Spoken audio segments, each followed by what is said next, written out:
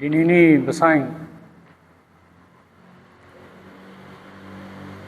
बारबारि बेसां से हामदावहा सिगांथावहा अबे बाराय सिबाराय आमी गामादिखे फिल्म लाही आनी ग्राफी जन लादो चला ini raha Arrow Hills Life ni media raw udah era jini sebagai bismay pesong ni general secretary udah sebagai bismay pesong apung committee ni president thousand udah cela udah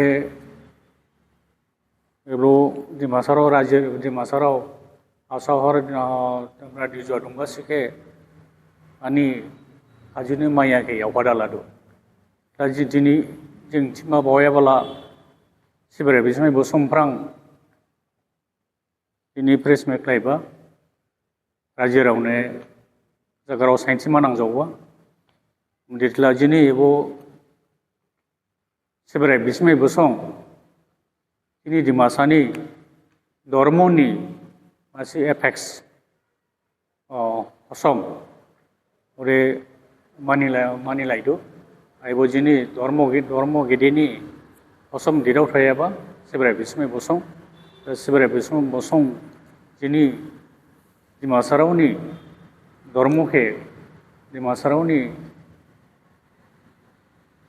darah bisa dormo getar ke Jauh falang do, ode ibu jauh falang baha, jeng di masaron bislay hasa hawar ni mereka dijual dong, ibu ke Manila itu, ode jang lupa gini apa,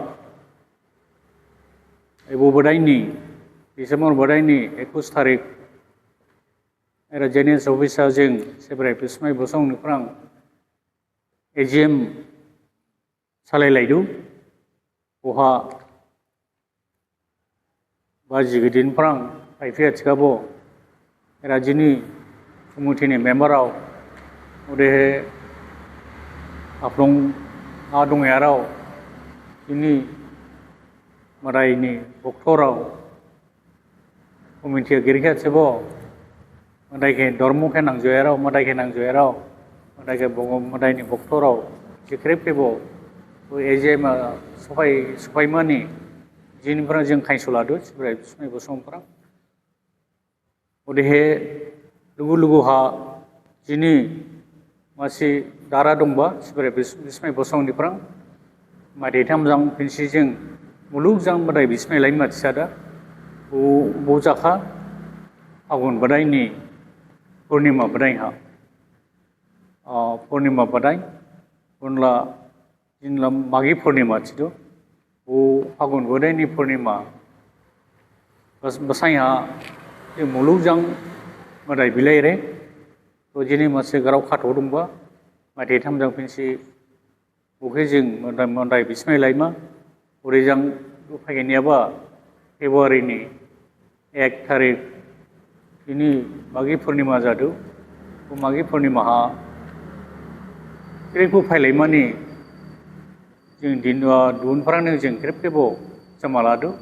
ada bun lugu ha. Purnima basanya, ini di Masarau, bislay dong. Purnima basanya ke maniman kelai, utu sijang madai bismay laiman kelai. Kiribu thangpu kotai. Kiri bojan jani rajiha, silahi, anglai gala hamnong, ar udah dua cikam bawa bala, Purnima basang kali ha, jarni torai jalating, utuni jalating, rajini jalating, osomni jalating, kiri basang ke mana leman kelai, given usia haba dengan kade, jani jorai jate, butuni jate, खुशाबा वो बसाया दिया दादा राजिया वो बसाइन के माने लाइगटला हम नमो उदेबा निखेरे को खाइसुला दो वो बसाइन के पूर्णिमा बसाइन के जों बुथु सिजां रावसि लामसि जाहे मदाय बिस्माय लायनां उदे केरेबो जानि जानि राजिहा एबो खुसि हाबा आसपा जुखुबा जाथें मदाय हुबा जाथें आसा गिबिन गिबिन खुसि हाबा जाथें उसु मारमि जाथें बे बुथुआ वो बसाइन के हागिर हे वो बसाइन के मानि लाइक आजकला वो बसाइन हा गिबिन पुरान दिया दादा वो बसाइन के मान लाइक लाइन सिना हम नामो दिसादा राज्य राव के खाइसुला दो ओदेहे अलुगु हमासि मामा बायाबला दाना सुनी एबो बडाइनि 21 तारिख एराहा आपवानों एजिएम जामा उदैजां एबो एजिएम नि नामवा सुबानि हाबा जों राज्य राव मोनफ्रां आसा खाइसुमा नांजावदो दिनै राज्य मोनफ्रां जुरुमा नांजावदो लाइबालाय खुसि जाथें थगिन जाथें लाइबालाय केरेबो राज्य राव जुरु लाइखाला हामना मोनसे राज्य रावखौ खाइसुलादो ओरैजां दानोसोनि एजिएम जाबाहा आसा जिनि खुसि हाबाबोथ'के सालायबाहा वर्षा माइफामानि ग्लायहि राज्य राव गोसा जुरु लाइगा आजकाला हमना मोनसे खाइसुलादो ओरे इबिन ग्रावखे रागावसि थिमान ग्लायहि आनि रेगं खामियाबा दिनै सिब्राय बिस्माय बोसौनि दांहजा गेदेमा सदानन्द वाइब्रा बखे दहा सेहालादु जे बुनि आरो रागावसि खायदादा एबुनि हाबा थिमान ग्लायहि उथेने आयाव खालादु ओ रावलेम आबाय ब्राय सिब्राय आमांगाबान्थि क्रिप केबो जुथाय गेदेमा जिनि खामहजा कलेन्डार लगुफुने हामजाव माखासो मारिलादु ओदे जिनि एबो मीडियानि सुं एरा फायरावसि क्रिप केबो जुथाय गेदेमासका जिनि प्रेसिडेन्ट नोंथिलांखा जिनि सिब्राय बिस्माय बसंनि हाबाहा चला आं चासनिं आं बक्सारायन हाना सिब्राय बिस्माय बसंला निस्क्रिबो मिथिदु 1999 हा जायबा ओदे बुनियावन हा जिं खुसि बायनि दांफाबुदु ओदे क्लेहि एबो दोहा आसाम सरकार बो एबो दोहानि सरकार बो जिनिबो सिब्राय बिस्माय बसंके Dimasa religious body Dimasa religious organisation apex body ओडिची रजिस्ट्रेशन बो खलाइका ओदे जेहि दोहाफोरा जिमा एबो सिब्राय बिस्माय बसंफोरा आसाम हा बा नॉर्थ ईस्टा मिथिजावै दं डिमासानि मासे धर्मीय संस्थान बा संगठन ओडिची ओदेखले जिं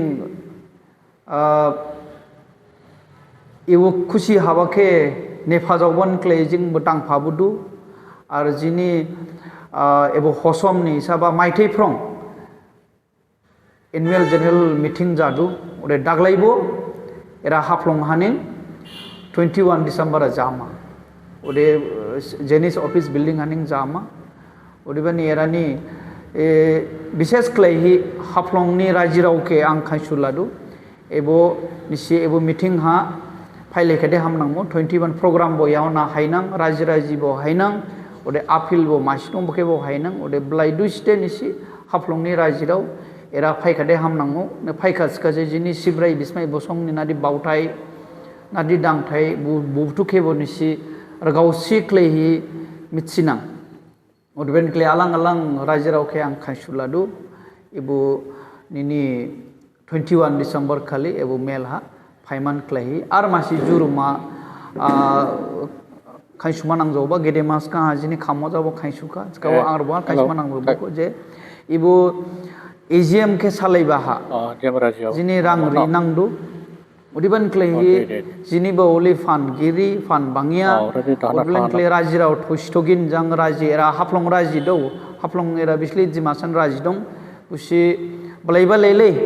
रां जां जुरु खाथिखाला जिं खुब हामजावलानां ओदेखले खाइसुलादु जिनि सुफुंबुथु जिनि मेम्बार्सराव राजि थांफालांनां निसिने एबो मीटिंगनि प्रोग्राम लिबडेट केबो रिफालांनां ओदे मासि आर मासि खाइसुमा दंखो राजिराव माइथैफ्रोमबो जिं मागि पूर्णिमा मलाइला मागि पूर्णिमा जिं फागुन ब्रायनि फिरमि बसाय फेरमी बसाई पूर्णिमा बसाई उखाली जिं सिब्राई के बिस्माई लाइदु स्कां हाला 1999 माइथाय हाला जिं एबो 25 डिसेम्बर हा सिब्राई के बिस्माई बा सिब्राई मास प्रेयार ओरेची दंबा स्काबो उले माइथाय फ्रं बनियावना खाम्फाबुई ही जिं सिब्राई के बिस्माई बुही 2005 माइथाय हा माइबां माहाला लिहा बिस्माई लाइबा खामस्निबा खाम्बा हा बिस्निबा बिबा औरा जिं ग्राव माथावा जे एबो मागी पूर्णिला हामसिन बसाई गठार फागुन फिरमी बसाई गठार ओरबने एबो बसाई गठार हाने जिं सिब्राई के बुथु सिजां मुलुगजां बिस्माई लाइलां ओरची ग्राव माथावा आर ग्राव माथावा को जे माइथाय थाम लाइलां ही क्ले ही जिं सिब्राई के बिस्माई लाइमा ओरेची ग्राव माथावा ओदे क्ले ही जिं एबो हाथवा 2020 हाजिं एबो सिब्राई बिस्माई के राउदाव रिही 21 माइथायनिफ्रां जिं फानिमरहा बिख्लायबुबा 23 तो सि बिख्लायबा गेजेर हाजों गेप दिंखा ओदेखलाय थिखाबो माइथायफ्रं ओराहा फानिमरहा ओरा ब्रान्च कमिटि दं बुसि हजा जाहि माइथायफ्रंबो सिब्राई के ओरा जिं बिलाइदु आरो हाथानि एबो हाथवा हाथानि सिब्राई बिस्माई खाली मागी पूर्णिमा खाली क्रिप हाथानि हाबो कासार हासे जा बा दिमा हासाव जा नागालैंड जा बरा दिमासो क्रिप हाबो डिस्ट्रिक्ट कमिटि दं बो डिस्ट्रिक्ट कमिटि साराव सालायदु दाबे खालिबो उलिनिं डिस्ट्रिक्ट सालायमा जिं बो डेट दाबे खालिनि डेट जाखा फेब्रुवारी नि 1 तारिख एबो हामसिन बसाइन गठार ओरैबानि जिनि खायसुमा नांजयबा ग्रावजा हादे एबो बसाइन गठार हा जाहाथे जिं दिमासाराव दिसिंबा से जा बा गथांनि खुसि से जा बा बादि जारनि जराय से जा उलिबाहा एबो बसाइनखे जाहाथे दाला फाथिं ओदेसि जिं खायसुमा नांजोबा माने एबो 1 तारिखा मुसिबो प्रोग्राम दादिं थिं जराय जालाथिं बा निनि राजिनि जालाथिं बा सोरबा दिसिंबा जालाथिं बा सोरबा दिसिंबानि रिसेप्शन बो जालाथिं बिलेजकाले एबो बसाइन गठार हा जिं उखालि दे साइ सिमा मं दे जिं उखालि निरामिस जिमा मगं जिया ना जिया ओदेबान क्ले पार्टी जाखा चकाला जिं मगंबो जिमा नाबो जिमा ओदेबानि क्ले ही 1 तारिख फेब्रुवारी खाली जाहाथे रायजोराव ब्लाइदु स्टे उखालि प्रोग्राम के दादिं थिं ओदेसि जिनि गेदेन फां खायसुमा जिं रिमा नांजोबा ओदेबानि रायजोराव जिनि एबो खायसुमा के हामसि राजिन कामबुराराव केबो जिं चितु हजाराव केबो राजिनि हजा बा समाजनि हजाराव केबो जों खायसुलादु राजियावेराव कामबुराराव केबो जों खायसुलादु जाहाथे एबो खबर क्रिपनि हाबो सरेटिं जाहाथे एबो बसाइके गारथिं जिनि समाजनि खुसि दांबाहा ओदे आर आलां चलादुको जिनि 21 डिसेम्बर खालिला जिनि एजिएम जादु उलिबाहा निसि क्रिप बफाय बेदेसकादे धर्मनिं सुफुंनि मिचमासे आसपा जाजिनिबो जिमासा जाला हातसा जाला आसपा जाला धर्मनिं जिनि जाजिनि मिचमासे ओदिबानि जिनि जाजि जिमासानि जाजिनि आइडेंटिटी ब्राहाजिं सुफुंके बेदे रिखिमा स्काला जिं धर्महा रिखिमा जिमासा ओदे जाया जिमासानिबो मताय दं सिब्रायला जिनि जिं मदिनबो चिदु सिब्राय मोखां जिगिन माने क्रिबाबो सयदु माने डेटआव थायाबो मदाय ओदिबानि एबो सिब्राय के जिं बिस्माय बाबो निसिबो क्रिब नङा बिस्मायला बाजिया थांफुया चकाला ओदिबानि जिं ग्रावसिलामसि जामा निक्ले हिसे एबो सिब्राय बिस्मां केबो खाबा ओदिबानि एबो धर्मन हाबा नों जिं जिमासाराव ग्रावसिलामसि जाफुमासे ओदेसि जिनिनि एबो प्रेसनि हाबा इलिसनिं निसि दानसनि 21 फाइकाला आरबो हाफ्लंनि रायजोआव स्पेशली गिबिन फाइफिया जाव हाफ्लं रायजोला फाइफुनां हा घन्टासे घन्टागिन निसिनिं जिंगेरा मिटिं जामा उलिबा निसि फाइलाय 1 बाजिहा जिनि जनरल मिटिं जामा खाम धर्म सभा जामा ओसि निसि बलायबलायलै क्रिप जाजिनिफो फाइलाय जिनि सिब्राय बिस्मायनि सेन्ट्रेल कमिटिनि गेदेनिफ्रां जिं रायजोआवके जिमासा रायजोआवके खायसुलादु जुथाय